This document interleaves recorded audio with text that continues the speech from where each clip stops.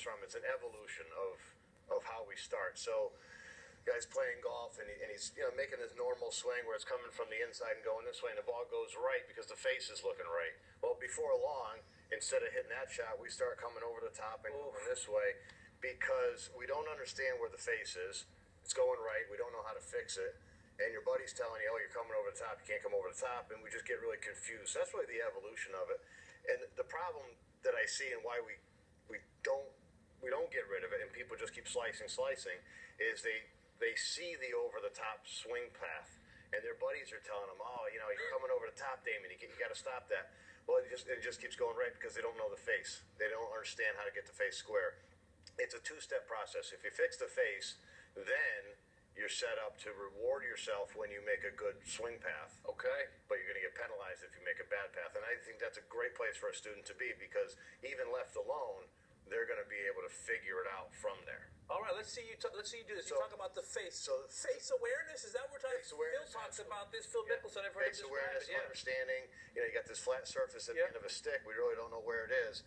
One of the things I see almost all the time in slicers is the golf club is up in the palm of their hands. So at home, if you have a hole in your glove right there. I have had that. Oh, yeah. Admit that. I'm being honest. So what we want to do is we want to get really the club much more in the fingers. So I've got a lot of hand here now as I put my hand across the golf club. That heel pad is sitting up on top. And as I look down, I can see 2, even 3 knuckles. Right. So what I've really done is I've created a range of motion for the golf club to go this way.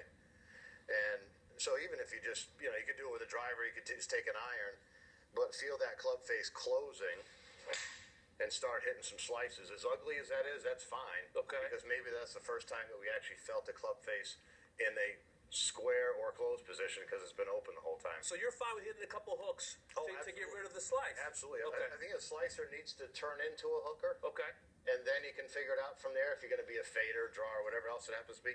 But we can't have that ball curving to the right because every time it does, what's the response? If the ball's going to curve to the right, man, it makes sense to go this way. You just accentuate it and get back where we started. Okay. So once the face gets square, and again, through grip and then feeling these knuckles kind of rolling underneath the club, hitting some shots going that way, then you can start to work on the path. What about path? Now, what's the next step? You're talking about number 2. Again, so if the club's coming over this way, now the face is square, I get that shot, I get penalized for that. I want to get rewarded for a good path. Yes. So as long as the face is going to be consistently square to closed, the drill that I like to give people is a 1-2-3 drill.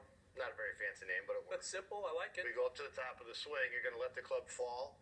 And when it gets to horizontal, you want to see if the club head is inside the handle over there. So we'd go up once, twice, third time we're going to add some legs. And now we're starting to see a ball that maybe starts a little bit right at the target and then comes back to. Is that the slot? You always hear about you want to get the ball and get the path in the slot, the magic move. Is this what we're seeing here? Is that what we want? Yeah, I mean that's what's referred to as the slot as opposed to over the top. But the key, I think the big thing is that you're not using your hands and your arms to find a spot. Okay. If you just let it kind of fall over in here and turn, that's how the club's going to drop in the slot. So if it drops in the slot, you're not putting it in the slot. Interesting. I think when we start to struggle and we're hitting those slices, it's all hands and arms trying to fix it. Yes. And they're what caused the problem in the beginning. You don't want any excess manipulation here. Exactly. Okay. Because if you're a slicer, you've proven that you don't really have good control of that face. Correct. Using the hands. So don't put the hands in charge of repairing the damage that they've already caused. All right. Let's see hit one more, George. Let's put it all together, the face and the path. You ready? Yeah. You ready? You are ready. All right. I was trying to put a little pressure on the Jets-Mets fan. Oh. Yes. That's excellent. Little baby fade. That one we can control and we can find that one. I call it a buttercut, but a baby fade is appropriate as well. Now, tomorrow you're going to talk about speed control, on the green? Putting green, yeah. Okay. And kind of telling you that at home you have it a little bit harder than the tour pros do. We do. Yeah. That's good to know. Well, George is going to help us out tomorrow. Listen, if you want to find a coach like George, go to golfchannelacademy.com to find a coach in your area. Much more to do today on Morning Drive, including Value Golf from Matt Janella in